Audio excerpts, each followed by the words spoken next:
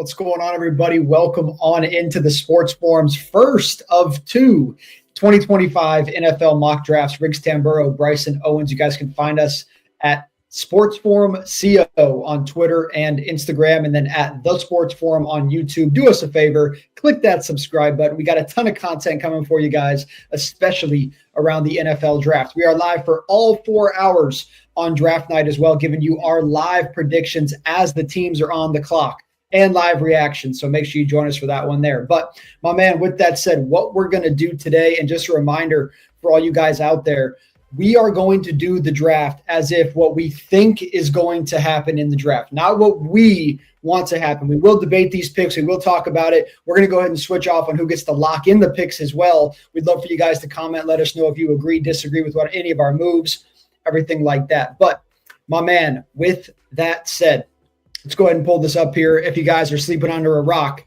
the Tennessee Titans do have the first pick. This is on PFF. So if you guys are looking for somewhere to do your mock drafts, go ahead and check out PFF. But with all that said, my man, jumping on into the clock here for the very first pick overall, the Tennessee Titans. I know I get to make my decision on this pick, but I would love to hear your take first.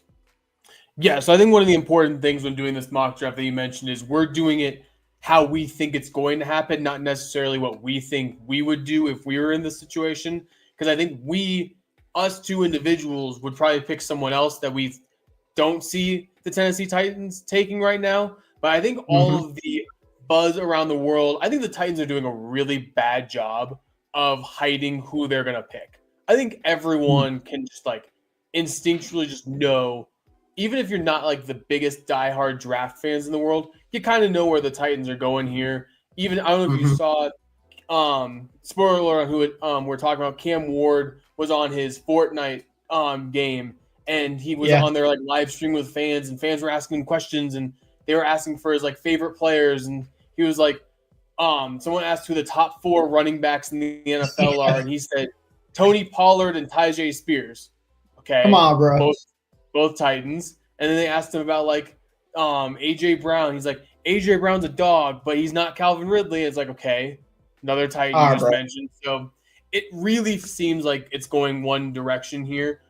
Maybe not who I would take personally. I'm a little higher on other quarterbacks in this draft than I am on Cam Ward, but I can see why they would like him. The physical upside is there. The talent is there. He's young. He's still got a lot of development to go. So I can see why teams gravitate towards him. It's not what I would do personally, though. Fair enough. I mean, I think it's fair to say they're going to go quarterback here. But my question for you is, are they more likely to go with a Shedeur Sanders or a Jackson Dart, or would they be more likely to go a guy like Travis Hunter, Abdul Carter here if they don't go Cam Ward, in your opinion? If they don't go Cam Ward, I definitely think they would be a prime candidate to trade out of the first overall pick. Maybe get a whole bunch of capital this year, some capital next year, build up the rest of the roster, and go with another year of Will Levis and let the chips fall where they may and see if they can land the number 1 overall pick again next year in a better quarterback class. So I think if they don't go Cam Ward here, they don't go quarterback at all in the first round of this draft, I think they would trade back, maybe trade with the team. Who knows? Maybe if Pittsburgh really wants one of these quarterbacks, Pittsburgh can come all the way up at 1 and take one of these guys.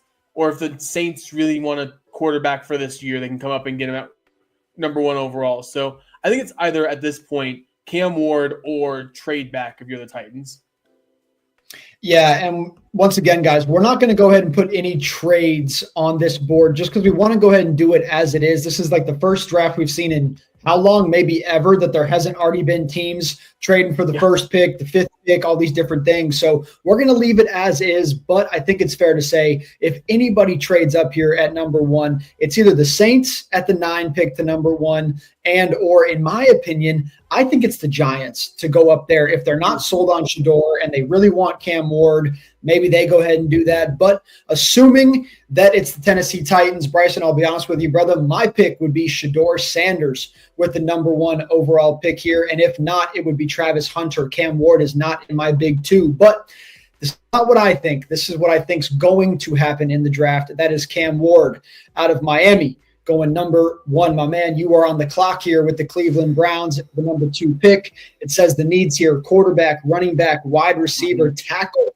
and cornerback. Obviously, Travis Hunter, you and I have been very vocal that he is the best player in the NFL draft. But Abdul Carter, everyone's talking about, why wouldn't they want him? Why wouldn't they want him? I talked some shit last week. I got a lot of crap for it on YouTube for saying, look, man, they don't need another defensive player right now to rush the quarterback. I just don't think that that's their number one concern at this moment. But man, oh man, did the Browns fans come out of everywhere start telling me I'm an idiot and they need this guy and this is the best move, and fine. But in your opinion, Shedor's sitting there, Travis is sitting there.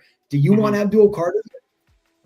This is another situation where if I were running the Cleveland Browns, I personally would probably lean towards the Shedeur Sanders pick here, just because you have such a mess at the quarterback position. I mean, you're paying Deshaun Watson a crap ton of money to either not be playing or play like the worst quarterback in football. And then your other option right now is Kenny Pickett, who, whether you like him or don't, he's not really a starting quarterback in this league. Shedeur Sanders will be a better quarterback in the NFL than Kenny Pickett is. So you have a chance here to solve the biggest need in franchise history. They've gotten the quarterback position right once in the last 4 decades, and they traded him away because they were impatient with Baker Mayfield. That was the only time they got the quarterback position right, and they let him go. So I personally would do the Shedeur Sanders thing. When it comes to that, I don't think they're going to do that. I think they're going to land on either Travis Hunter or Abdul Carter. I get the Abdul Carter phenomenon, wanting him to pair up with Myles Garrett. This division that he's in, the Bengals don't have a very good O-line. The Steelers don't have a great O-line. They can contain Lamar Jackson when they play him a little bit better with another pass rusher, so I get it. But Travis Hunter is the best player in this draft, and if he's there at number 2, I don't see any world you don't pass him up. So I'm going to say they take Travis Hunter here. This way, they don't even need him to be the number 1 wide receiver and number 1 corner right away. They can roll him out as the number 2 wide receiver. They have Jerry Jeudy. They have David Njoku at the tight end. They can ease him in on the offense a little bit and still play him at what I think is his better position, which is the cornerback position. They have good corners too, so it's not like they're asking him to cover the number 1 wide receiver every game. So he can play both sides of the ball in Cleveland. I think he'll really like it over there. I think he'll like a lot of the players they have. I think he'll connect really well with what they have going on in Cleveland right now. And I think they'll look another day to solve the quarterback position. So I think it's Travis Hunter at number 2. I got to ask you, though, if they go left field here, which I think the world would collapse if they did it and they didn't trade out of it, but I got to ask you about one of their needs right now. What about the number 6 guy on this board coming out of LSU? What about Will Campbell? Is there any world that this is one of the early shockers of the draft and people just go, really? They passed on quarterback, they passed on Travis, they passed on Abdul, and they went Campbell? Would this be looked at as a error from the Cleveland Browns or maybe a sneaky good pick from Cleveland? I think it could be a little bit of both. Even if Will Campbell ends up being a pretty darn good offensive lineman in this league, you're passing up on one of the most talented players this league has seen come into the draft in a long time with Travis Hunter. And while tackle is a big need for them, there are question marks on whether Will Campbell can play tackle at the NFL level. He's got shorter arms, which is a big red flag for a lot of teams. Most people think he's better at the guard position. Guard is definitely not a position you take number 2 overall. So if you thought for sure Will Campbell would be an all-pro left tackle for the next 15 years, I don't think anyone would argue with you taking him. But because there are some red flags on Will Campbell physically, and you're passing up on such a generational talent like Travis Hunter, I think that would be a bit too far even for the Browns. So I don't think they do that. But if it was a surefire Hall of Fame tackle, I don't think anyone would question the move. All right, my man. So your final pick, you're locking it in. Are we going Abdul Carter or Travis Hunter here? Travis Hunter. Travis Hunter going number 2 to the Cleveland Browns. Now we are on to the New York Giants. And man, oh man, there's been a lot of speculation on what these guys are going to do. I know at the end of the day, they do want quarterback Shedeur Sanders. They've been going to these games, these practices since early fall last year. We were out at the Buffs games. We were out there in Boulder, Colorado, and the Giants were there. They've been watching this guy forever, man. And now obviously they've had meetings with him, and Dable really likes him, and there's a lot of positivity. We saw him there with Malik Neighbors, passing the football in the middle of the winter, before the whole Heisman thing and all the different stuff. So they really like Shedeur Sanders over there. But at this point, now Abdul Carter is available. You got guys like McMillan. Now, I don't think they're going to go McMillan, but I got to throw the name out there. Mason Graham, you could argue they could look that way a little bit. I don't think it's going to happen either. For me, this one really comes down to, are they going to go Abdul Carter or Shedeur Sanders? I agree. Bryson, who do you think they should go with? I think they should go with Shedeur again, but because I think they're going to talk themselves into what we signed Russell Wilson, we signed Jameis Winston, we have the quarterback position solved for the short-term period. Let's build up this defense and have it be the best defense in the division. So I think they're going to go Abdul Carter here, build up probably one of the best D-lines in the entire National Football League. That doesn't solve your issue at the quarterback position. Like, your quarterbacks are still Jameis Winston and Russell Wilson. So that's still an issue in my opinion. But if I were running the Giants, Shedeur Sanders, who I think would already be gone at this point if I was running these teams, but he's there at number 3.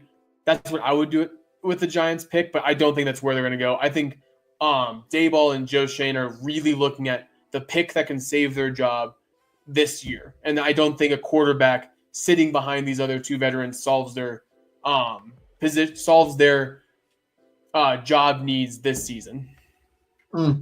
Did you see that Joe Schoen, however you say this guy's last name, did you see that he came out there, the GM of the Giants, and he basically said, with the 2 quarterbacks that we brought in the offseason, a.k.a. Russell freaking Wilson, who I know a lot of you guys are not the biggest fans of. I've heard a lot of that over the last 2 years. But he basically came out and said, look, we aren't worried, because if all goes wrong and we suck this year, it's all good. We'll get the first pick next year. We'll be looking at Arch Manning. We have a lot of things on our plate. We're good. And I found that to be very interesting, that he almost said, like, I don't care if we lose. In my opinion, this dude's about to get fired anyway, so I don't really know what he's talking about at this point. But with that said, it made me wonder, like, will they go Shedeur Sanders here? It made me, first of all, think they're probably not trading up to 1, because they don't care about Cam Ward as much as they care about the other quarterbacks coming out next year. 2, if they do go Shedeur here, will they do that if they're looking at quarterbacks anyway? They already brought in 2 quarterbacks. I agree with you. I believe they should go Shedeur Sanders here, but I'm not going to waste any more time, my man. Unfortunately, I think they're going to find it to be a good deal for them if they go ahead and get that man Abdul Carter in this position. So I'm going to go Abdul Carter with the number 3 pick to the New York Giants. I don't love it, but I also can't say that I don't like it either. I think it's a good addition for the Giants. They need this. As long as they're not trying to win now, long term, it's a good move. Yeah, and it's really hard to pass up the general consensus number 2 player in this draft. Like, he may not be as valuable as the quarterback position is, but getting a really good pass rusher, and in that division, again, Cowboys O-line, kind of a mess right now. You never know with Washington's O-line. Phillies is always going to be good, but when you have a defensive line as deep as New York's already is, and then you add the second best player in the draft who happens to be an edge rusher, I think it's at least a good thing for the short term. Yep, right there with you. All right, guys, Abdul Carter goes number 3 to the New York Giants. My man, we are looking here at the number 4 pick on the board. That is the New England Patriots needs right now. Running back seems to be the dire need. Wide receiver, also a big need, because Drake May got to throw the football to somebody, and then some offensive line as well. If we are looking at the top wide receiver, in my opinion, that is Tatario McMillan there out of Arizona. Shout out to the Wildcats. To me, this dude's an absolute dog, big-time future. They can't go wrong if they select this guy, but we've seen so many draft boards right now. They want Ashton.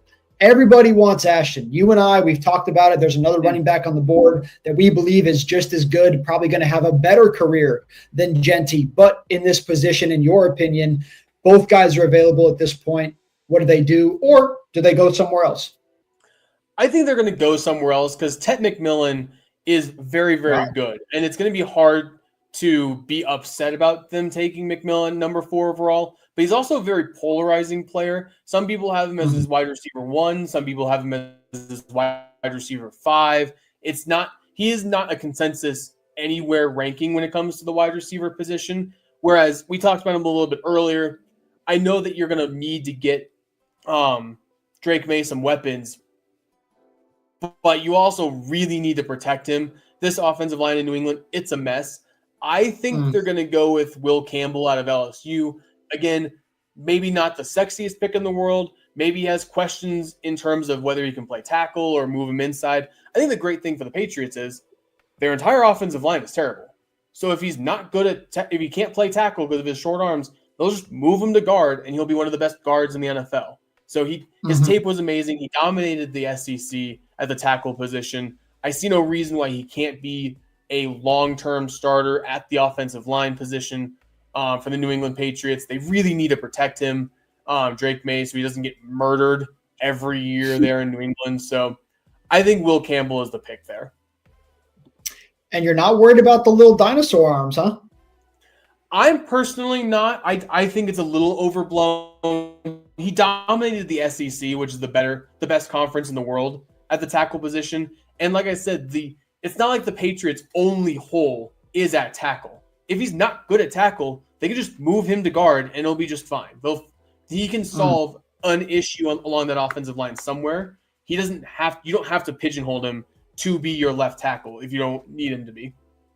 All right, man. Well, I'm not going to argue with you here about Campbell. I don't love the pick because I feel like you could even trade back here to like 7 or 8 and maybe still get Will Campbell. I agree. But I know we're not playing that game here. If it's between Genty and him, I agree with you. But I do agree with you as well that I think the ceiling for McMillan, maybe not Neighbors, maybe not quite, but it's up there with this dude could be a dog, a Drake London type of guy kind of right out the gate. Or, like you said, he could just kind of be some overblown diva who doesn't quite get along with everybody, turns out to not be a great match, and then they go, damn, like we really left Will Campbell on the board. So, all right, my man, you going to lock in Will Campbell here from LSU? Yep, I think Will Campbell's the pick here for the Patriots. Which is, I think they're bummed. I think the Patriots would have really liked if one of those defensive players we already had go. I think they would have loved if Travis Hunter or Abdul Carter fell to them at 4. But because both those guys are gone, I think Mike Vrabel is going to go the old school route, build up the trenches, and get Drake May an offensive lineman.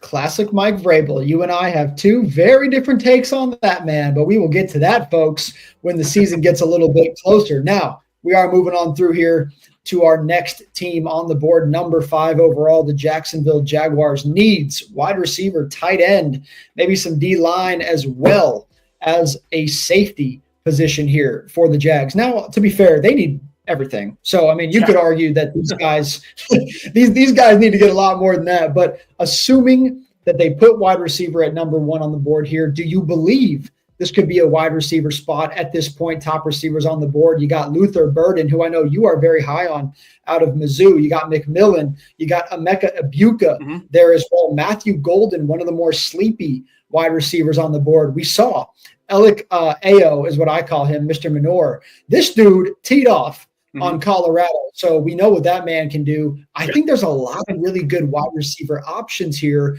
Do you believe that they're going wide receiver, or with a guy like Jonty on the board, maybe a guy we'll pull up the tight end list here in just a minute, but there's 2 or 3 tight ends I guess you could look at, but not at number 5. So in your opinion, is this wide receiver? And if so, who do you like? I don't think it's necessarily wide receiver here. I think they would like it, but they do have Brian Thomas Jr. as their number 1 wide receiver, who I think is going to be a legit number 1 for a long time. And I think there are 2 other positions I think they might be looking at. One of them, and again, this might be the worst kept secret in the NFL other than Cam Ward to the Titans. Mason Graham, the defensive lineman out of Michigan, has been working out in his private workouts in Jaguars gear. Like a viral video of him went by recently where he was doing private workouts in a Jaguars salute to service shirt. The Jaguars defensive line's abysmal. So I think he makes a lot of sense here. I think that's probably where they go. It's a very boring pick, but he's arguably the best interior defensive lineman in this class. So I think that makes a lot of sense there. The other player I think might be a sneaky option here at 5 is Tyler Warren, the tight end at Penn State. They lost Evan Ingram, who was Trevor Lawrence's like number 1 target over the last couple of years. Evan Ingram goes to the Broncos instead. And Tyler Warren can do a lot of what Evan Ingram did. He's not a great blocker like Evan Ingram wasn't, but you can line him up in the slot. He can run routes at the tight end position. He's basically, the term joker has gone around a lot in the NFL world this offseason, thanks to Sean Payton. He used that on an interview with Kay Adams, and everyone started using it all of a sudden. But I think Tyler Warren can replace a lot of what Evan Ingram did for the Jaguars. So I think Mason Graham is the pick, but a sneaky option might be Warren if they want to get that replacement for Evan Ingram. Do you find that to be weird, though, if you get rid of Evan Ingram and then you spend the 5th overall pick on a rookie tight end? Not necessarily. Evan Ingram was aging and he was injured the last couple of years. Like, he was going to be expensive. Now you get a rookie tight end on at minimum 5 years. You get him for the next 5 years no matter what because of the 5th-year option. Yep. So you get time to kind of groom him. He's younger. I think he's probably at this point at minimum the same level athlete as Evan Ingram is. So I think you can replace Evan Ingram at a cheap cost right away. Okay. Interesting. Well, I guess I have to make a pick here. I do want to throw out one more guy, and I want to pull up the wide receivers here really quickly because I know it hasn't been the most popular thing in the world, and I've caught some flack for it, man. But look, Luther is a phenomenal wide receiver. Obviously, I'm very high on McMillan, but I can't get over Emeka Egbuka, man. I really, really like this kid. I'm really high on him at wide receiver. To me, he's one step better, in my opinion, than Xavier Worthy. Like, I think this dude's pretty good, bro, in my opinion. I think he's a little bit more disciplined. I think he runs a little bit sharper routes. Maybe you could argue he's not quite as quick agility-wise as Xavier Worthy, but outside of that, I think he's a better wide receiver than him. I wouldn't be shocked if this is the first spot in the draft where people go, whoa, really?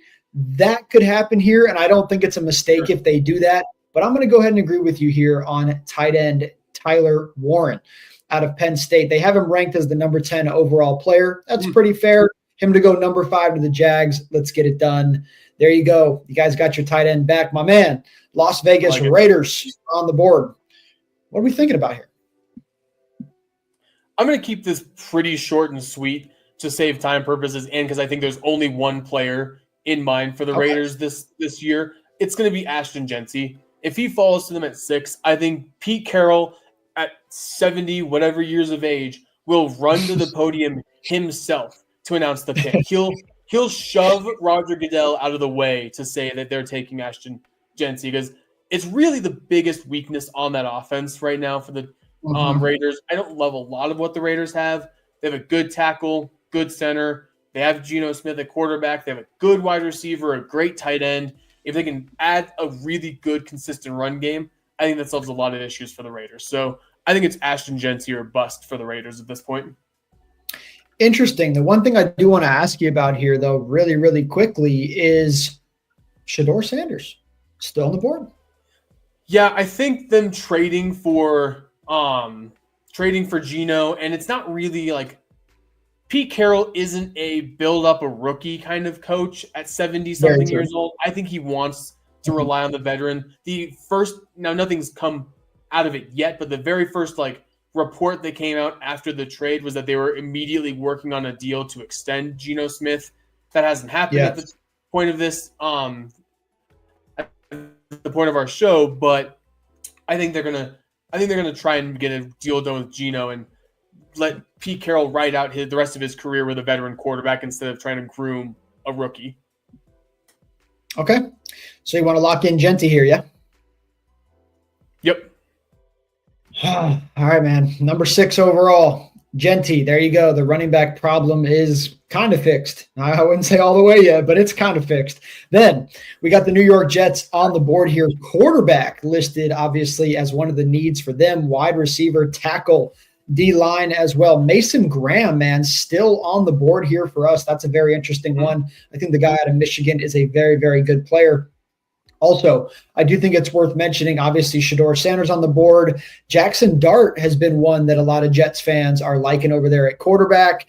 Wide receiver, once again, they're all still on the board here. I mean, McMillan, Emeka Buka, Luther. I mean, there's a lot of wide receivers here, a lot of ways you can go, not based on what you think is going to happen. Your opinion, what's the move for New York? I think the best thing that the Jets can do is surround Justin. If they want Justin Fields to succeed at all, because they have him on a 2-year deal, it's cheap, so they can get the most out of it, maximize that Justin Fields deal as best they can. I think a guy like Ted McMillan makes a lot of sense here. I think you surround him. They have Garrett Wilson, a legit number 1 wide receiver. Ted McMillan is a very different type of wide receiver than Garrett Wilson is. McMillan is a big body. You mentioned it earlier. A great comparison is the Drake London type of wide receiver. I think those two pair up together really well. McMillan maybe not as polished as you would like going number 7 overall to the Jets, but if you want this Justin Fields thing to succeed, I think you really need to get him some more weapons, or you go offensive line and go Armand Membu, the tackle out of Missouri, one of the best offensive linemen in this draft. You shore up the tackle position. You make sure Justin Fields is protected as best as possible. So I think they either go weapon like Ted McMillan or they go tackle with Armand Membu. That's what I would do. This could also be one of the spots where any of the big 3 wide receivers could be the pick here, just depending on who they like. But I agree with you, man. You want to start talking about a dude who, not that you're trying to replace Devontae Adams, but the dude could fill that 1v1 big body role as well as the deep ball guy. I'm going to go ahead and go Tet here and not overthink this one. So there you go. Getting a wide receiver over there for Justin Fields. Some people throwing the quarterback situation still out there, not convinced by Justin. That just doesn't make sense here this early in the draft. So we'll see what happens there. But my man, the Panthers, wide receiver, edge, DB. What's going on?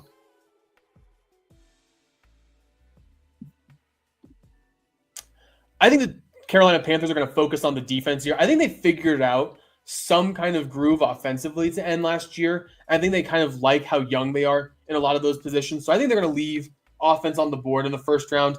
I think because we've let him fall to number 8 overall, I think they would, again, run to the podium to take Mason Graham, the defensive lineman out of Michigan. Again, probably the best interior defensive lineman in this class, one of the best defensive players in this class. Defensive line and edge are the 2 biggest needs for the Panthers, in my opinion, defensively. They could go corner with Jahade Barron, the corner out of Texas, pair him up with J.C. Horn. That would be a really good move as well. But because Mason Graham, who some people believe might be the second best overall defensive player in this draft, depending on how you feel about like Travis Hunter, what position he's better at, wide receiver or corner. Mason Graham's phenomenal. I think he solves a lot of their issues up front. So because he's still there at 8, I think they would be thrilled in Carolina to get Mason Graham.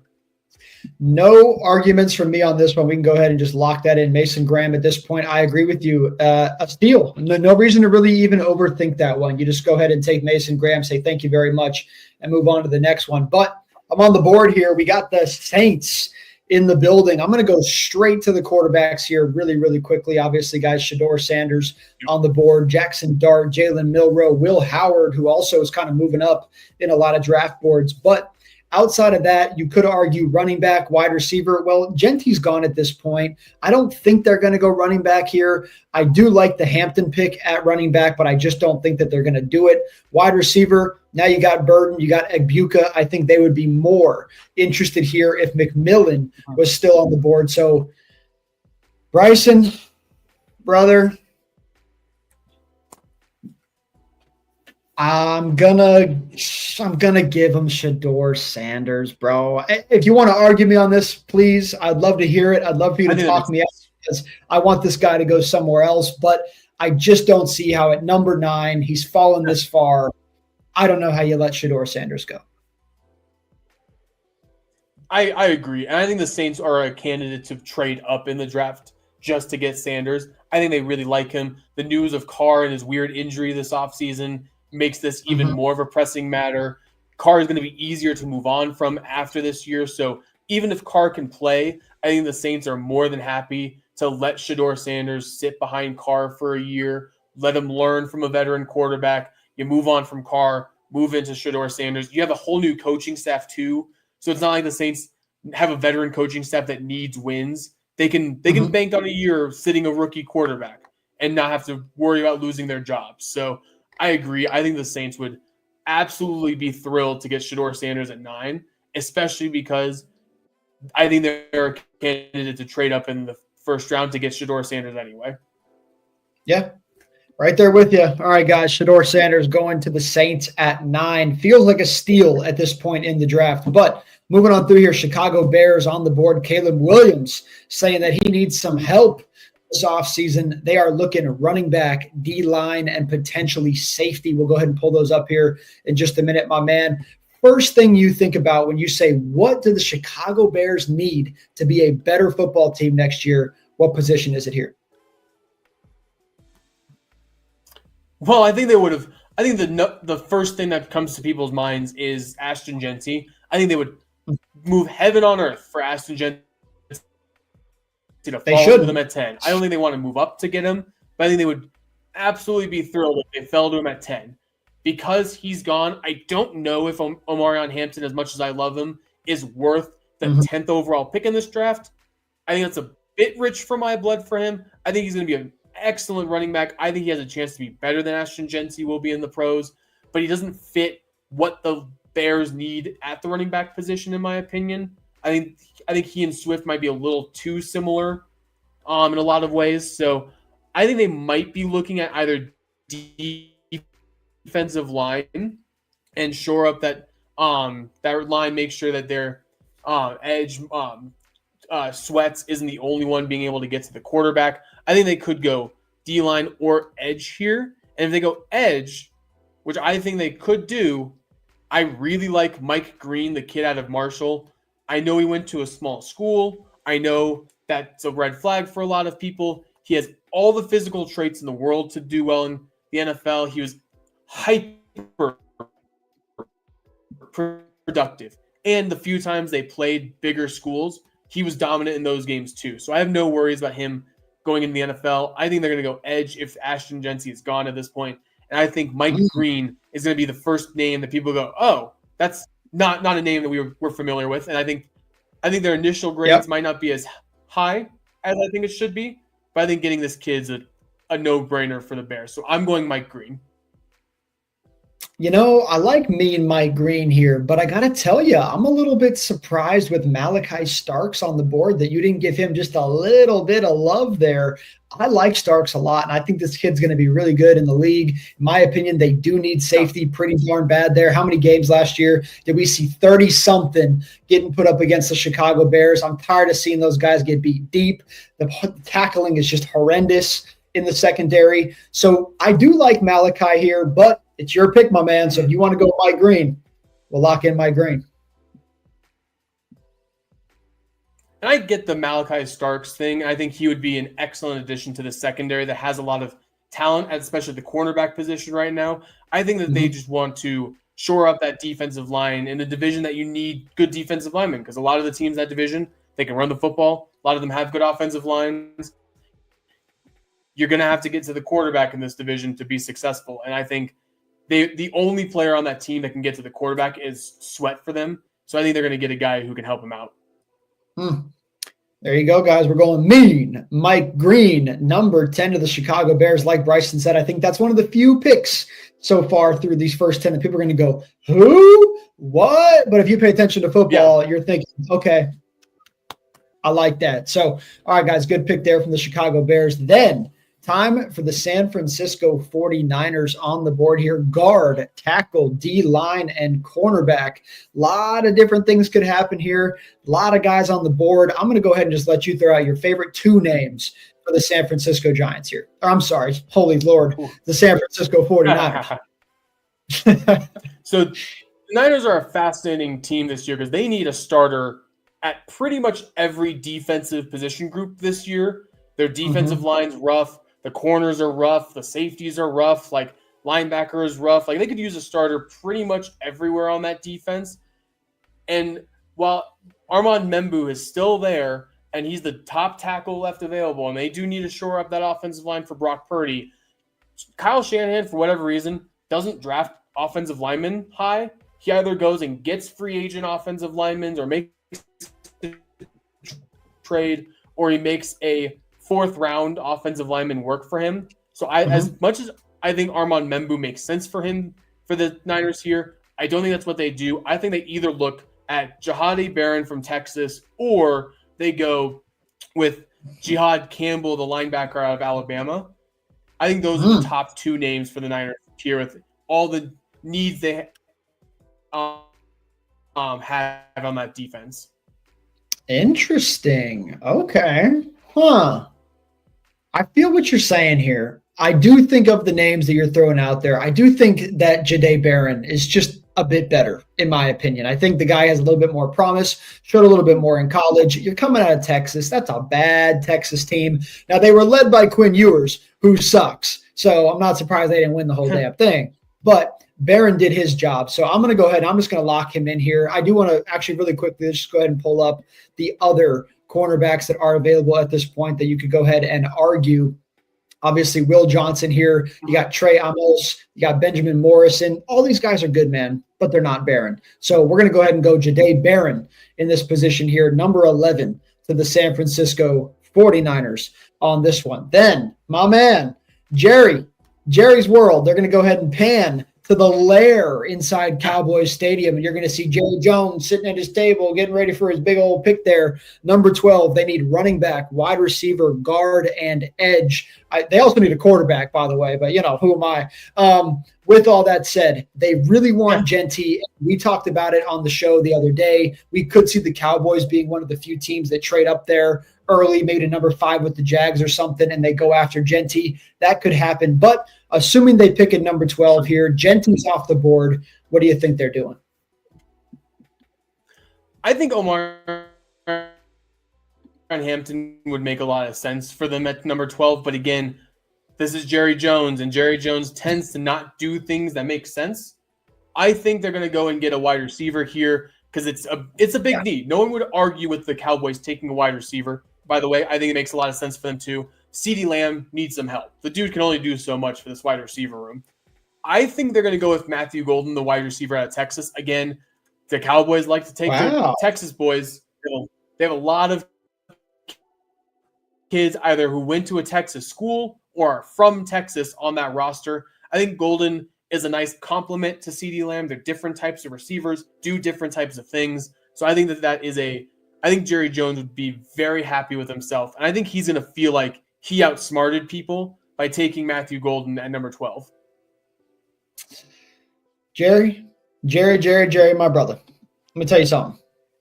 I don't know how you look at Burden, Egbuka, and Ao Manor, and you take Golden. I'm sorry, brother. I see what you're saying. I get what you're saying. Texas boy. I would be laughing about this one on the live show if that's what happens here, because I just don't know how you pass on, especially the big two, Egbuka, Burden, my opinion, clear better wide receivers than Golden. You could say that Ao Manor is not necessarily, but I think he's right there. I actually think he is the A- version of Ted McMillan, in my opinion. So I think AO is being slept on here. But anyway, Matthew Golden, it's your pick here, my man. Like I said, there's 3 wide receivers I would take over Golden. But do you think that's who Jerry's going to lock in there on draft night? I think that is who Jerry Jones is going to pick. All right, guys, there you go. Matthew Golden locked in there. Wide receiver, Dak Prescott getting himself another wide receiver that he can't hit in the flesh. So we'll see what happens there. Moving on through, Miami Dolphins guard, tackle, D-line, and cornerback are the needs here for them. And, a million other positions. Who knows? They could go Jackson Dart here for all we know, Bryson. But with that said, my man, your number one thing that's going to help the Dolphins just get over that hump and either make the playoffs and win a game or even go a little bit deeper than that. What do you think it's going to take here from this team in the first round? As much as that defense needs a lot of help right now, I think there is one name and one name only the Dolphins are going to look at right now because he's still around, and that's Armand Membu. I think Armand Membu might be the most pure NFL-ready tackle in this draft. I think he's phenomenal. Their best offensive lineman just retired with Teron Armstead gone. Tua, we know all of Tua's issues in his career with health, and you're always worried when he gets hit. I think you take the best tackle, and you take arguably the best tackle in this draft. You shore up that offensive line, and you give Tua some hope of protection for next year. So I think Membu is the one that I think makes the most sense for them here. Really? I'm a little bit surprised. You just dove straight in there. You ain't even go mess around a little bit and see if there's someone else on the board here. I don't not like what you're saying at all. I just, when I look at it, guard, tackle, D-line, cornerback, the one guy that's still here is Walter Nolan, and a lot of people are pretty high on this guy, to be quite honest. Even Starks, I know they don't necessarily need safety per se, but I don't think it's a bad pick at this point in the draft. But I'm going to go ahead and agree with you here on Membu. I think that if they're trying to build to win football games, that's what they got to go with here. So Mizzou getting a guy off the board there at number 13 to Miami. Then you got the Colts who, in my opinion, have like the worst quarterback in football. They also need a tight end. They also need a guard, maybe a guy on the edge. Linebacker wouldn't hurt, and you never know. Malachi Starks is still sitting here as well. What do you think the Colts are going to go with here? I'm going to go ahead and just throw out my pick really quickly here. I do like Malachi Starks to go ahead and go here. I don't hate Jackson Dart, to be completely honest with you, but I want to throw out the name Colston Loveland here because I think if they are going to go tight end, it's not a bad spot to do it. I 100% agree, and that was the name I was going to mention. If Tyler Warren doesn't fall to them at 14, I think they're taking a tight end in the first round anyway. Colston Loveland, by the way, not a bad second option to take at the tight end position. The dude's very, very good. Very good tight end. He's a better blocker, in my opinion, than Tyler Warren is. And while I agree that their quarterback position right now is abysmal, they're going to give it a go another time with Anthony Richardson. They're going to make him compete with Daniel Jones. If you're a Colts fan, I don't know how you're not crying every day thinking about that competition between Anthony Richardson and Daniel Jones, but they're going to try and put him in the best position possible. And their biggest weakness on offense in terms of the skill players is tight end. I think Colston Loveland's the pick. There you go. No argument here. Colston Loveland locked in. An overall number 26 ranking, but he's going number 14 off the board. Wolverines getting one off the board there. Then 15, you got the Atlanta Falcons coming in here, wide receiver, center, edge, and linebacker. We still got Nolan on the board. We still got Starks on the board. Campbell still on the board here. But if they are going to go wide receiver, which is one of the biggest needs according to some lists, even though they actually did pretty decent last year, Drake London still needs help here. Burden, Egbuka, are they going one of those two, or are you going somewhere off the board here? I think they're going to look on the defensive side this year. They shocked everyone by not taking a defensive player last year when they took the quarterback that they took. So I think they're going to look at the defense on this year's draft. And I think the player that it's a bit of a reach because of health concerns, but the dude can play middle linebacker. He can play off the edge. He's a very versatile player. When healthy, one of the best defensive players in this draft. I think the Falcons are going to be looking at someone like Jihad Campbell, the linebacker out of Alabama. I think he solves a lot of the issues that defense has right now. I'm not going to argue with that. I think this is one of those teams as well that I just feel like their deep, kind of like the Bears last year, their defense just burned them. I'm too tired of watching these guys get too many points put up on them. They can't stop nobody on third down. You need a really commanding, strong, smart linebacker. How many other dudes are smart if they ain't coming out of Alabama, bro? Bama breeds dogs. They breed smart, disciplined football players. They need one here. No argument for me. Let's go the number 11 ranked guy on the board, going number 15 overall. Jihad Campbell, linebacker, Alabama, to the Falcons. Then you got the Cardinals, who, in my opinion, need damn near everybody, but it says they need guard, D-line, and cornerback here. Once again, you got Nolan on the board, Starks on the board. I'll be honest with you, Bryson, I'd be shocked if it's not one of those two, but guard is a need here for them. And I mentioned it on the show. I think running back here, Amarion Hampton, is a steal for the Cardinals, but I've seen him on no boards so far. What do you think they do here? I think they're going to either look to trade back, but because we're not doing trades in this draft, we're going to stick with the Cardinals at 16. I think they're going to look at either Walter Nolan and Will Johnson. And personally, while Walter Nolan has a lot of the traits you like, I don't think he was as productive as people would have liked him to be in college. Despite having all the traits you like, he's maybe a little bit lacking in the run department on the defensive side. He's a good pass rushing defensive lineman, but he's a little weak against the run, in my opinion. I think they look at Will Johnson. I think before all this draft process started, Will Johnson was like competing with Travis Hunter for the number one corner in this draft for a long time. And then Jahadae Barron kind of came out of nowhere and jumped Will Johnson. I think he's still a phenomenal football player. Day one starter for them at the cornerback position. I think they're going to go Will here at 16 overall if they don't trade back. I think the Cardinals could be just one of the more no one has any idea what they're going to do with this pick at 16. And I do agree with you. There's a world they trade back, but I also think that they need so many things that you could argue that's a reason to trade back, but it's also a reason to go get a good player and know that you got better tonight in the first round of the draft. So for me, I'm going to go ahead and stick to it. I really like Hampton, the running back here. I think it's a sneaky pick. My second pick is Starks. But this is your pick, my man. Are you going to lock in cornerback Michigan, Will Johnson? Yeah, I'm gonna lock in the corner out of Michigan. I think he's going to be a phenomenal pro for them for a long time.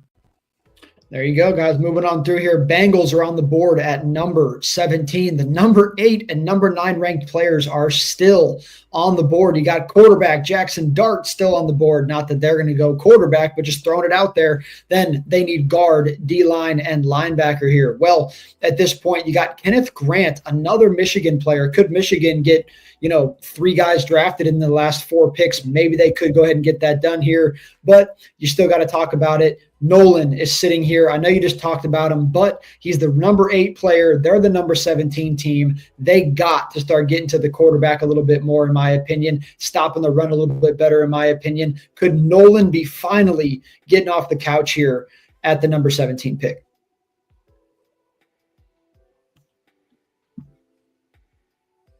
Yeah, I think this is a good spot for Nolan. He does solve a lot of the issues going on in the defensive line. They messed up his last name. As Ezeraku. There you go. I think you got it. The edge out of Boston College. The whole thing going on with Trey Hendrickson right now, whether he's gonna be a Bengal or not, that's an interesting debate. I think that he's an option. The only other guy I would probably throw out there is Jalen Walker, the linebacker out of Georgia. He's very similar to Jihad Campbell, who went earlier in our draft, can play middle linebacker, can play on the edge. So those are the 3 names I would throw out there to you: Walter Nolan, Donovan, or Jalen Walker, and I'll let you pick who you think fits the Bengals the best. Jalen Walker, man, that's not a bad pick. But I got to tell you, man, I think at this point, if I'm Cincinnati, if Nolan is still sitting here, I feel like I'm winning if I take this guy. So I'm going to take Nolan. I think he's listed this high for a reason. I also think he's fallen in our opinions for a reason, but I think this is the point where you just do it, bro. Just take Nolan here. I don't think anyone's going to be upset with that pick, and I don't really see him being a flop of a pick. So I'm going to go ahead and lock in Walter Nolan, but I think you made a good pick with a few other options there as well. Then center, guard, edge here for the Seahawks. Pick number 18 overall. Seahawks last year started hot, kind of got worse, had some depth issues, kind of struggled in a lot of different departments. What's the move here? I think the door is kind of open for Seattle.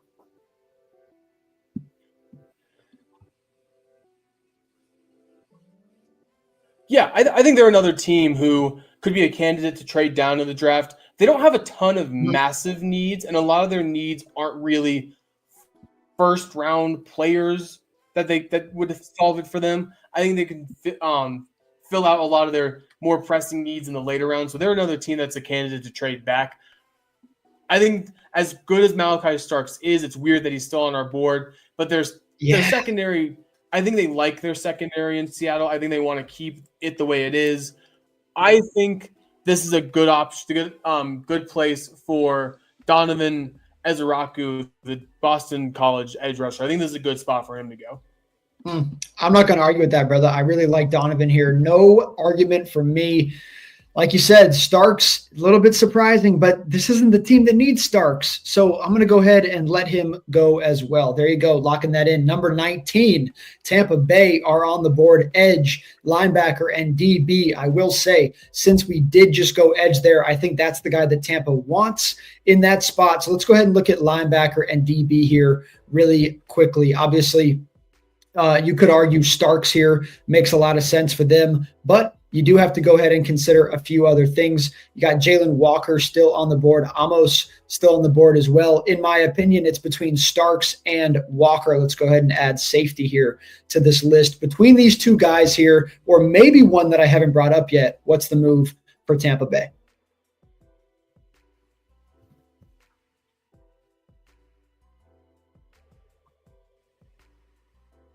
Starks or Walker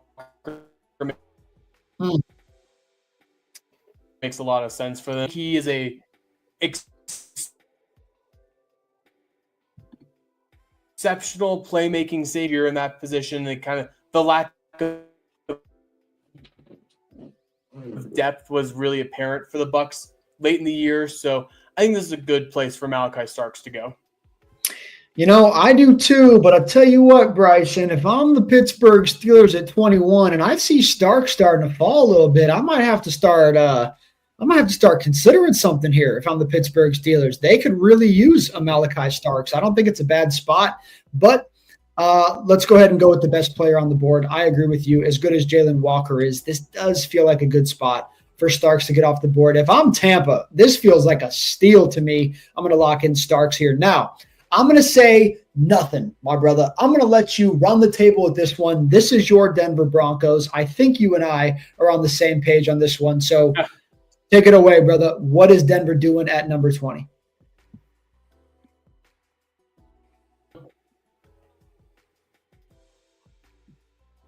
I think the Broncos, before they picked up Evan Ingram, were need any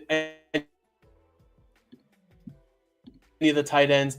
I think they're going to look at one of two, maybe three players here. I'm going to throw three players out that I think the Broncos would be really interested in, and I'm going to see while I'm discussing them which one I think fits their most immediate needs right now. That is Omarion Hampton. I think he makes a ton of sense for Denver. Running back is the biggest weakness on this team right now, and he's the best running back available. I think he would be excellent in the blue and orange. You got Luther Burden still there at Missouri, the wide receiver from Missouri. I think you pair him up with Courtland Sutton, Evan Ingram, and Marvin Mims, and this pass-catching group looks really dangerous for Bo Nix all of a sudden. Or maybe a bit of a flyer, Kenneth Grant, the defensive lineman out of Michigan. The Denver defensive line, a lot of them are free agents after this year, so we may see someone from that defensive line leave after this season. Kenneth Grant, excellent in the run game. He's good enough at getting to the quarterback too, where you can kind of develop that for him. I think they're going to look offense though, as much as I think Kenneth Grant makes sense here. I'm going to go Omarion Hampton.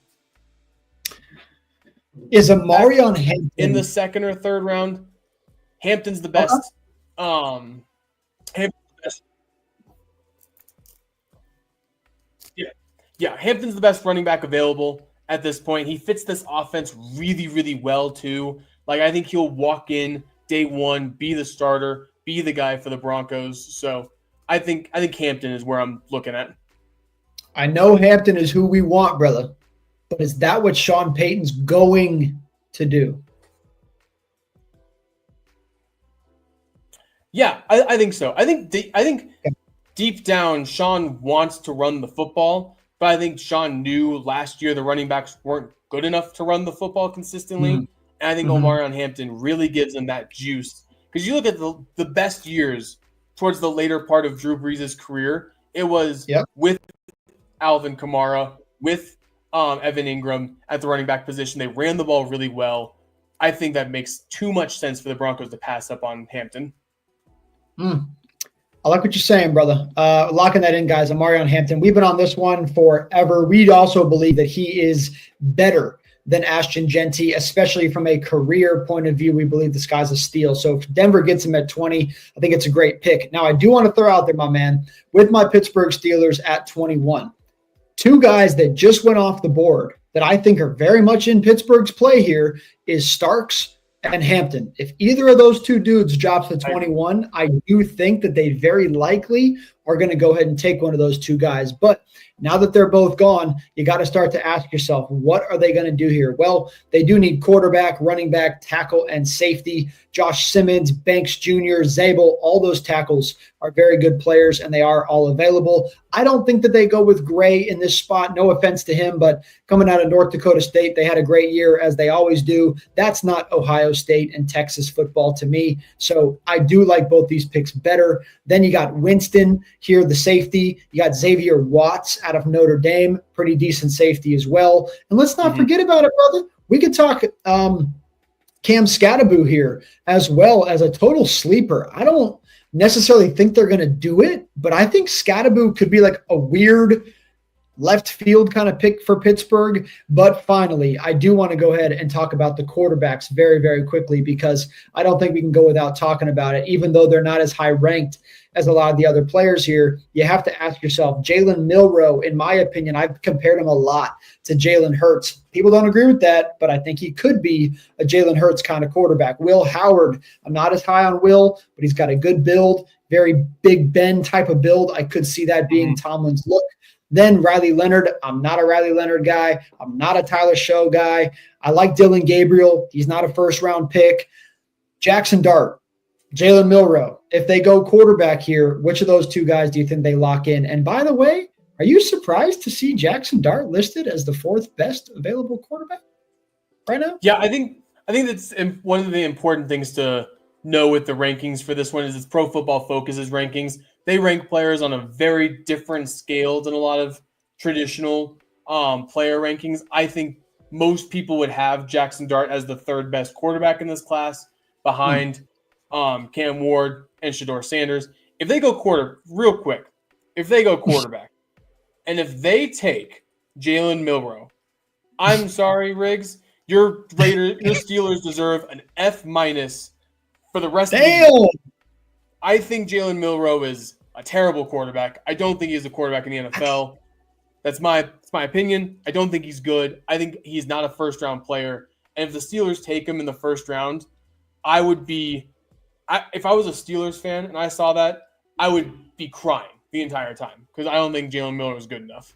So I think I think at this point for the Steelers, a lot of it depends on if they have signed Aaron Rodgers by now. Because at this point, Aaron Rodgers isn't a Steeler. I think if Aaron Rodgers is a Steeler, that changes the direction of this pick. So do you want me to assume Aaron Rodgers is a Steeler in this situation?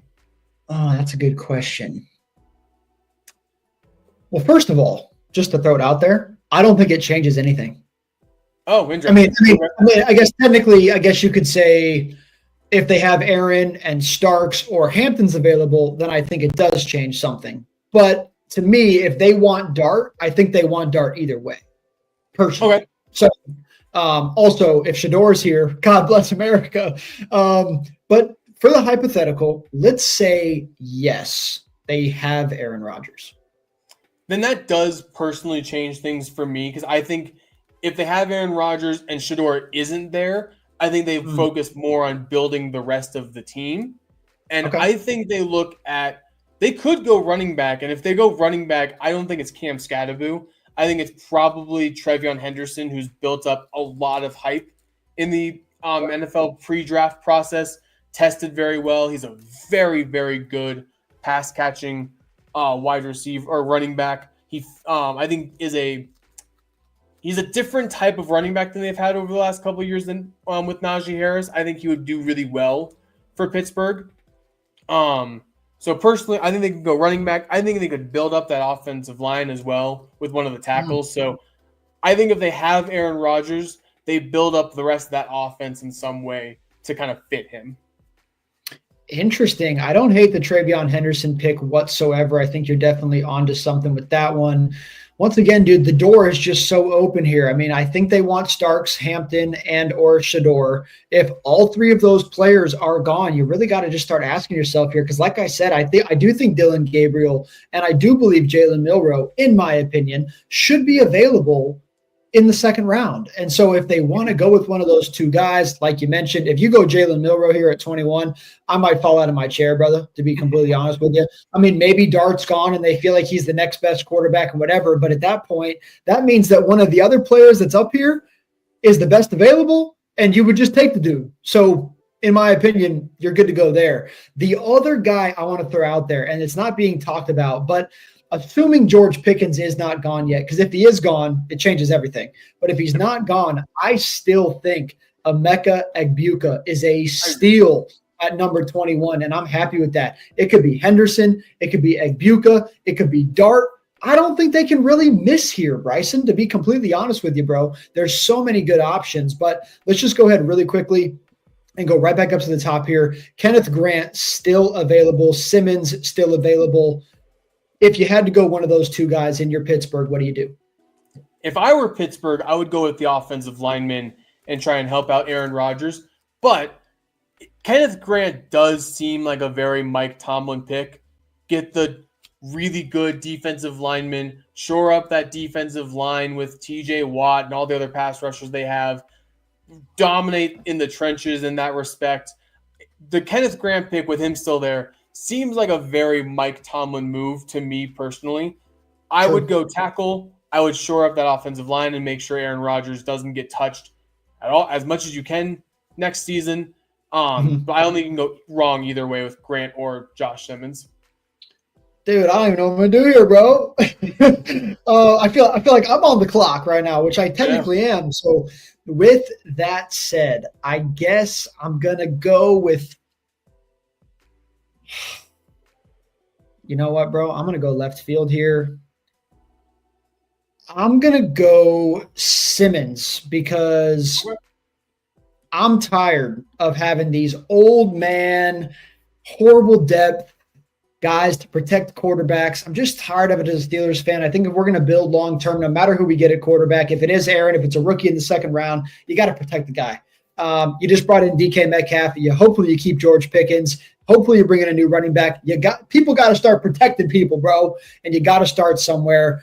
36-year-old offensive linemen aren't going to do the job for you any longer. So with that said, painfully, actually, to be honest with you, I'm going to lock in Josh Simmons there out of Ohio State, but I think there's a lot of options. Then Chargers, number 22, wide receiver, tight end, and D-line. Luther Burden is on the board, my brother. Is this where he gets off? No, because Jim Harbaugh sees his Michigan Wolverines still there, and Jim Harbaugh is old school, builds in the trenches. He wants to play physical, smash mouth football. Everyone knew that last year when they took the tackle Joe Alt instead of Malik Neighbors. They knew that he wasn't going to build these weapons up for Justin Herbert. I think he's going to go Kenneth Grant here. That defensive line needs a lot of help. It's not very good right now. They let go of Joey Bosa. They lost their interior defensive lineman in the offseason as well, Poona Ford. So Kenneth Grant, kid that Jim Harbaugh knows really, really well, recruited him, coached him. I think that's the pick there for the Chargers. I think you're right about Harbaugh. Yeah. I don't think he can leave a Wolverine off the board, man, especially because he probably recruited that guy, to be fair, in college. He recruited him. He coached him. I think Harbaugh is going to see a Michigan Wolverine on the board in this draft at some point. It could be if Will Johnson falls. It could be Kenneth Grant that we just mentioned. Maybe Colston Loveland falls to them at 22. That's crazy. I think he's going to take a Michigan Wolverine in some way in this draft. Okay. I actually agree with that. If Loveland's there, they're taking Loveland. 100%. That's a given. So, all right, man. Then the team that I said, in my opinion, very well could be considered the team with the most to lose or gain in the first round, the Green Bay Packers, wide receiver, edge, and cornerback. Look, I'll go ahead and pull up the options in just a minute, but you guys are looking at the best options on the board. A lot of those are wide receivers. Luther Burden, the third, Emeka Egbuka. Then you go ahead and look, and you got Pierce Jr. on the board here. You got Jalen Walker, by the way, linebacker, still on the board. I think a very good player to be on the board at this point. My man, I got to be honest with you. I think it's Egbuka here. If I'm Jordan Love, that's who I want. But who do you think they take? I think the Packers are in love with who they have at the wide receiver position. I think they love the fact that they have 4 number 2 wide receivers and they don't have a number 1. I think that they are perfectly content with where they are at the wide receiver position. I think Egbuka or Burden makes a lot of sense for them. I think they do need a legit number 1. I just don't think it's what the Packers want to do. I think Jalen Walker makes the most sense here. That defense needs some help. Wow. He can play edge. He can play middle linebacker. He's very, very good all the way around. I think he would solve a lot of issues that defense has right now. Oof. Okay, so we're going to go with one of the positions not listed as a need for the Green Bay Packers in the first round at number 23. Huh? It's kind of not listed because he's listed on here as a linebacker, but he has played both on the edge and middle linebacker for Georgia, so he can do both. That's why I think you take him, and if he's more comfortable at the NFL level at the inside linebacker, well, you have a really good middle linebacker there. But if you can move him to edge, I think that solves a lot of issues for the Green Bay Packers. Yeah, I mean, between Pierce Jr. and Walker, I agree with you. As good as the wide receivers are, there's enough wide receivers still on the board that I think you're going to get a decent one in the second round if that's really what you want there. So moving on through here, Jalen Walker is the pick we're going to lock in here, guys. But it could be either of these two truly to go to Green Bay. We'll see what happens there. Vikings at number 24, running back, D-line, and DB. Running back right now, Cam Skattebo, the best on the board technically. Samson, Johnson, Travion Henderson still on the board here as well. He kind of gives me that Dalvin Cook a little bit, just saying. Travion Henderson here. D lineman, once again, going to go ahead and pull that up.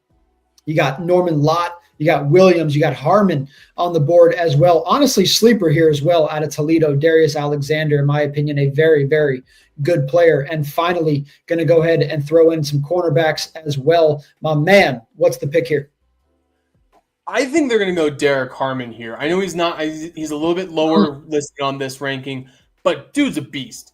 He is one of the best defensive linemen in this class. He has all the physical traits you need. Sure, his production wasn't quite at the level you would have liked it to be, but dude is a physical freak of nature at 6'5", 310 pounds.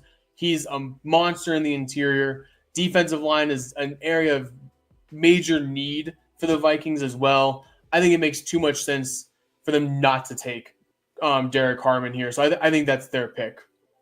I think a lot of people, though, to be honest with you, brother, are going to be really hoping for Travion Henderson at this pick here if the Pittsburgh Steelers do choose to pass on him. But I also agree with you. I think if you're talking about winning right away, you need somebody on that D-line over there. So I'm not going to argue with you anymore. Derek Harmon out of Oregon, going number 24 overall to the Minnesota Vikings. But moving running back, real quick, with the running back portion of that, while I do think it makes a lot of sense for them to want a running back, this class is loaded. I mean, when you look at the running back ranking there, they can get one of these guys in the second round.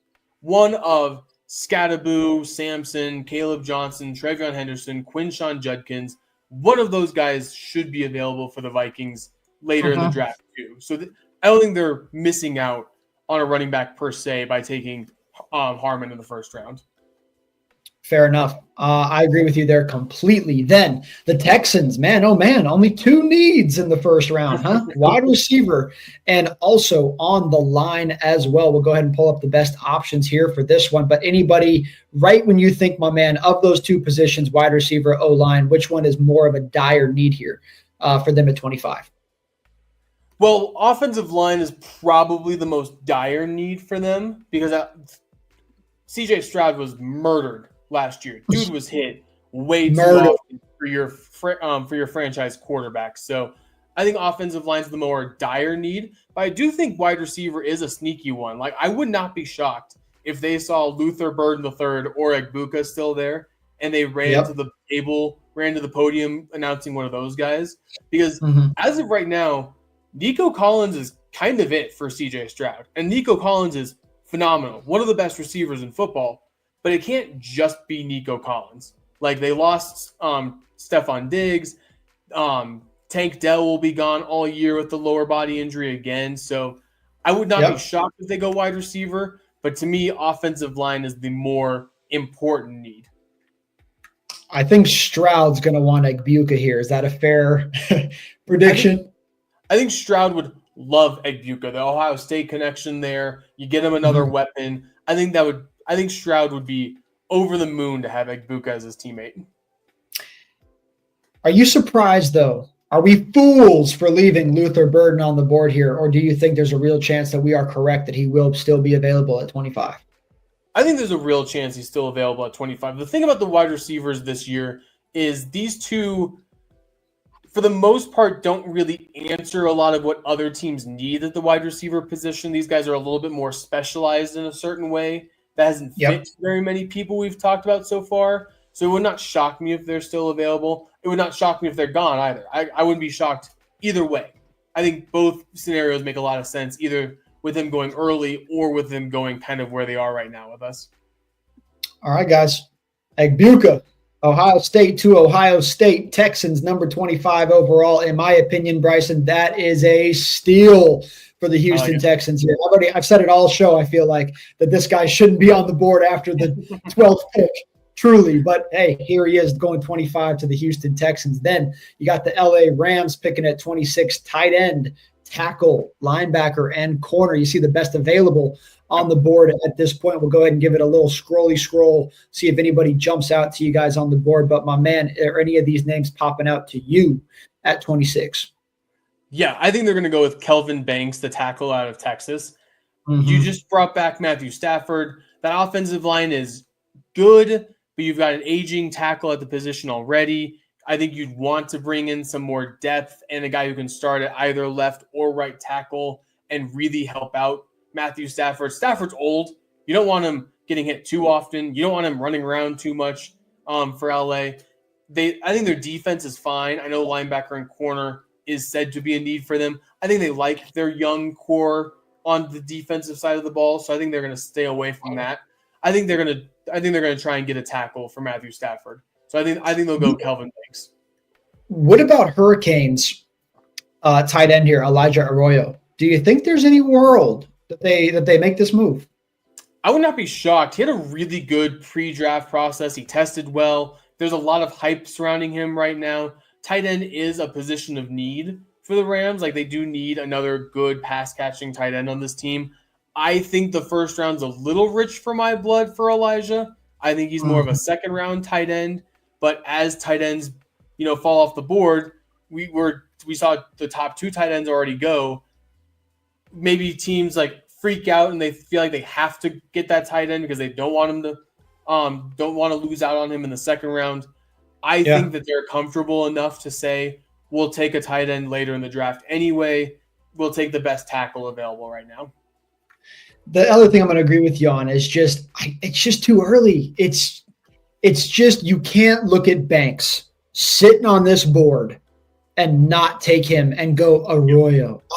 Unless you're trading back and you're taking him at 31 or 32 and maybe the Chiefs or the Eagles come up and want this pick or something. Okay, maybe, but I agree with you. If we're talking best available player, man, you got to take Kelvin Banks Jr., the Houston or the Texas, the Texas long off the board here at 26 to the LA Rams. Then you got the Ravens picking here. Can they finally make it to a Super Bowl? I don't know. They're going to need a good pick here in the first round. Guard, edge, DB, but let's not forget the number 15 ranked player still available, Luther Burden III. Not that they need wide receiver, but Bryson, I'll tell you what, brother, I kind of think they do.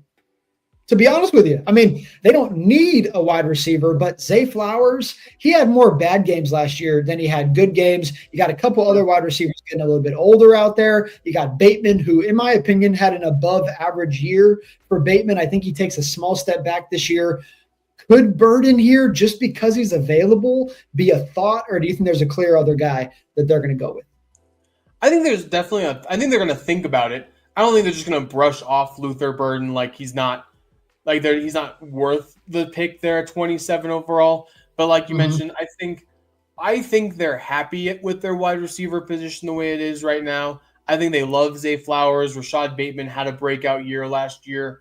They signed DeAndre Hopkins. So I think that they think they're fine at wide receiver. So I don't think that's where they think they're going to go there. I think James Pierce, the edge out of Tennessee, one of the more talented players in this entire draft, but has some like motor concerns. He has some concerns about like effort and whether or not he loves football that much. So there's some off the field concerns you have with Pierce, but as a pure raw talent, there aren't very many people more talented than James Pierce. And if there's an organization and a culture that can get the most out of someone who maybe has a little bit of off-field issues, the Ravens are about as good of a team you can go to. And Steelers. But yeah, Steelers are a good one for that too. But I think the Ravens would happily take on the challenge of getting Pierce to live up to his talent. Yeah. I'm right there with you. I think the consideration for Burden is going to happen, but I also agree with you that at that point, they just don't need him. And truly, I mean, Pierce to me is the next best available.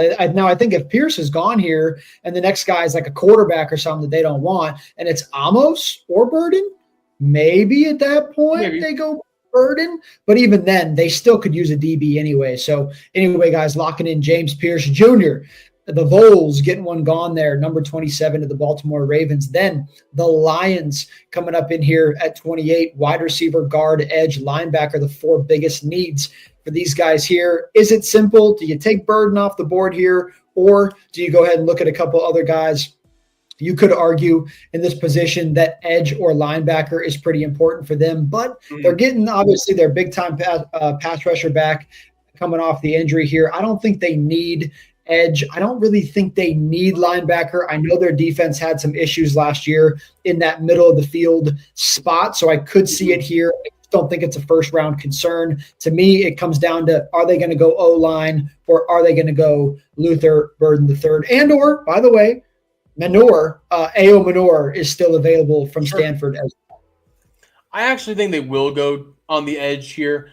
They need a lot of help at that position. Once their star pass rusher, who's now, his name is leaving me. I can't remember their star edge rusher's name, who broke his leg last year. They really just could. Yeah.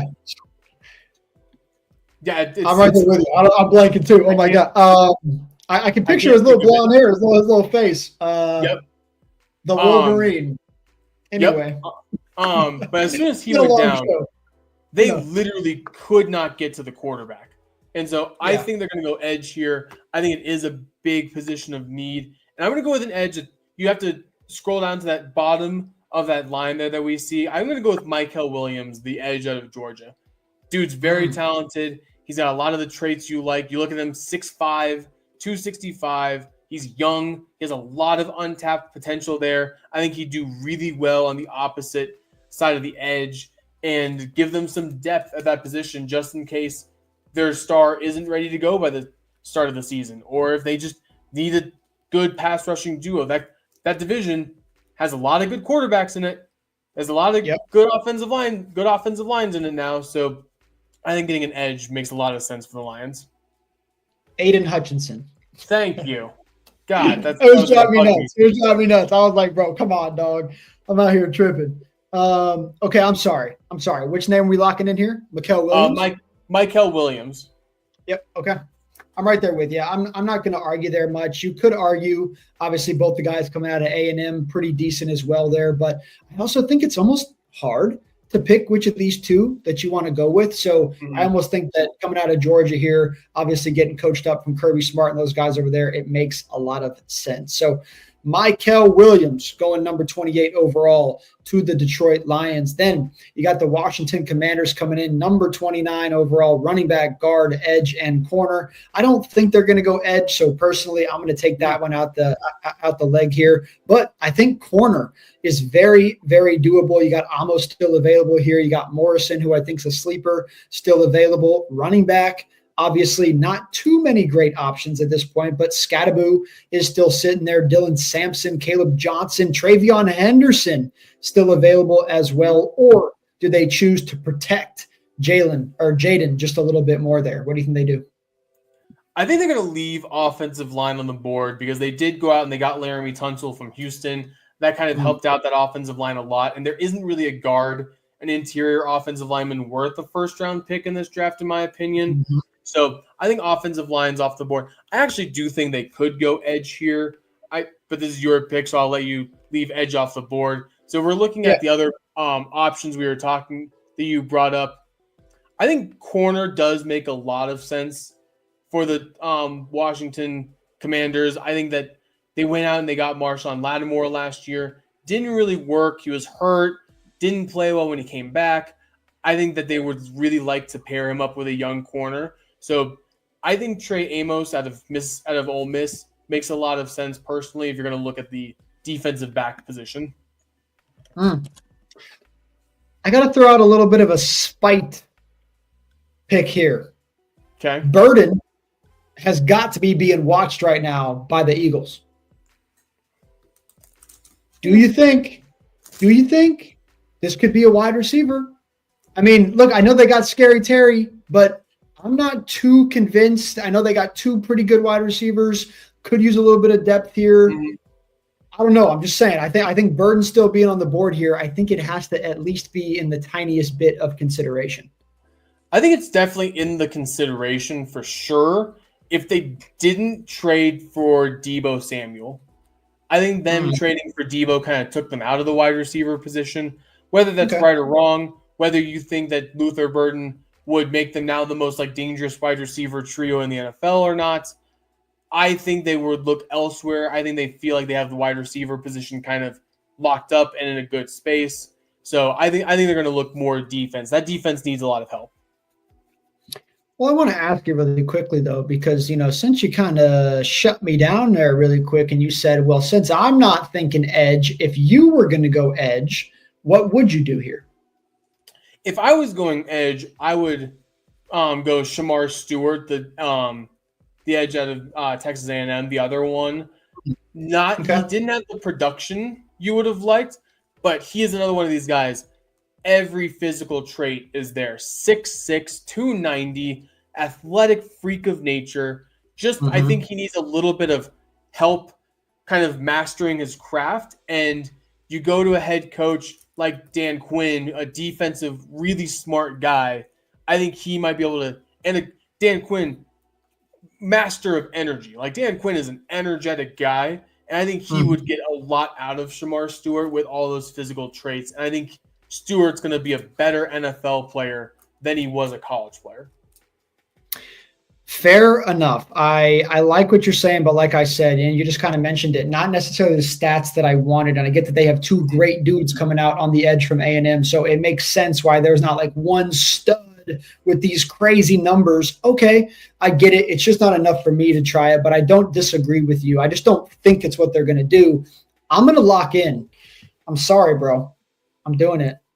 Folks. I'm going to go over to the running back position here real quick. Give me Travion Henderson. I like it. I just don't think the guy's going to fall out of the first round, bro. I just really don't. So I'm gonna lock him in here. I think he's a steal at number 29. Moving on through here to number 30. The Bills, you are on the clock, my man. Now you can go ahead and take that edge guy if you want to take him now. Linebacker, corner. The Bills are looking defense. What do they do? Yeah, I definitely think defense is where the Bills are going to be looking there. They could be a team to look at for Luther Burden, right? Amari Cooper, still a free agent. Who knows if they bring him back? Josh Allen doesn't have a ton of great weapons there in Buffalo. So I could see them, if Luther Burden falls to them at 30th overall, I think they're going to really look to build up that defense. They lost Von Miller this offseason, but they brought in Joey Bosa. So does that eliminate their need at edge? I personally don't think so. But I think they see Trey Amos there at corner, and I think they're going to go with him. I think they're going to go with the corner out of Ole Miss. Trey Amos, very productive, very good all-around corner, a guy who can play on the outside for them. They have a slot corner they really like in Buffalo already, so they can get Amos and really shore up that secondary. There you go. I'm not going to argue with you on that one, brother. Amos, it is going down there. Ole Miss getting one going in the first round, number 30 overall, the Buffalo Bills. 2 more picks here for our first mock draft of 2 before the real draft. The Chiefs, the loser Chiefs, getting smacked down in the Super Bowl at the number 31, guard, tackle, D-line. But I can't help myself but think Patrick Mahomes is looking at Luther Burden and he's going, you guys are idiots. Thank you very much. I'll take another one of those. Do they go Luther here, or is there another name jumping off the board for you? I do want to throw out there, I know they're not necessarily looking for safety, but I do think that our man Winston Jr. here out of Penn State is a sneaky good player. I also believe that Norman Lott out of Tennessee could be a decent pick here on the D-line as well. But what do you think they're going to do? Yeah, I agree with both those defensive players you just brought up there. I do think that, like, if Patrick Mahomes was running the team, I think he would probably like Luther Burden. Sure. But they have Rashee Rice coming back next year. They have Xavier Worthy. They have Hollywood Brown. So I think the team isn't going to look at Luther Burden there. I think they're going to look offensive line. The offensive line was the reason that the Chiefs would struggle last year. It was the reason they lost that Super Bowl in a lot of ways. They just could not stop anyone. And then they lost their best offensive lineman in free agency. They traded him to the Bears. I think they go Gray Zabel there, the tackle out of North Dakota State, because the great thing about Zabel is the dude doesn't have to play tackle. Like, really right now, the Chiefs feel pretty good about their tackle positions. They brought in the 49ers backup left tackle. He'll be their starting left tackle. They have a right tackle they kind of like. So Zabel can start in the interior. He can start as a guard. And if they need him to move to tackle because of an injury or guy not playing well or whatever, they can do that as well. So I think they're going to go offensive line, protect Mahomes. I think they're going to go with the most versatile guy on the board. Look, brother, I know I switched you there at the very end, but I'm going to go ahead and give you Zabel, but I'm not going to have this conversation with you about number 32, bro. This is done. This is done, diddly done. This is Luther Burden III going to the Eagles here. I know they got Devontae. I know they got AJ, but you see it here. It's listed as a need. They have no depth at all at wide receiver. This is the 15th best player in the draft, available at 32. I will be shocked if they don't take him here, but just for fun, if there's another name on the board that you think is worth it, guard, edge, corner, what do they do? Well, I think I do like the Luther Burden move there because those wide receivers are both expensive as well. So that gives them a reason. If Luther Burden hits for them, they can move on from A.J. Brown and get a load for a trade for him or something to that effect. I do think that the GM for the Eagles makes his living off of just drafting the best available edge or defensive lineman and just rotating them in and out. It's what won them the Super Bowl last year. It's what's made them one of the most dominant defenses in the NFL over the last couple of years. So I would not be surprised if he saw a Shamar Stewart, the edge out of Texas A&M. I would not be shocked if he saw him there and said, hey, we can take Shamar Stewart. Dude doesn't have to play right away for us. He doesn't have to be a starter right away for us. He can rotate in as a pass rusher and kind of gain experience as the season goes along, and then maybe groom into a starting edge position as he gets a little bit older. That's kind of just been the Eagles' way over the last couple of years. Take the best defensive lineman and have a rotating circle there on that position. Yeah. And you do like Stewart. Likes his edges. Well, Bryson, technically my brother. It's your pick. So. Oh, it is my pick. Okay. It is your pick. It is your pick. My vote is Burden, but I understand if you don't do it here. It reminds me of Lad McConkey last year. It's a receiver who shouldn't be there anymore. He's there at the very end. You got to take him. Sure. I get that for sure. And Luther Burden is a first-round talent at the wide receiver position. Again, if we were doing it based on what we personally would do, I would 100% be behind you on Luther Burden. But we're drafting based on what we think the team will do. And Howie Roseman loves his defensive linemen. He loves his edges. He likes just having a revolving door at the trenches position. So I would do Shamar Stewart. There you go. All right. Well, all right, guys. There is our final picks for you. We will go ahead and have this posted up on at Sports Forum CO tomorrow on Instagram and Twitter, as well as obviously on our YouTube channel. You guys can find all of our shows. Click that subscribe button. We appreciate you guys. Make sure to tune in. We're live daily doing shows for you guys. Sports betting, news, rumors, drafts, all sports, whatever it is. We got you covered at the Sports Forum. Riggs Tamburo, Bryson Owens, and make sure once again to join us on draft night for the NFL Live Draft Show. As a 4-hour show, roughly. We start about 15 minutes before the draft actually starts with the first pick, and we're live all the way through. So we'll see you guys then. SportsForumMedia.com. Take care.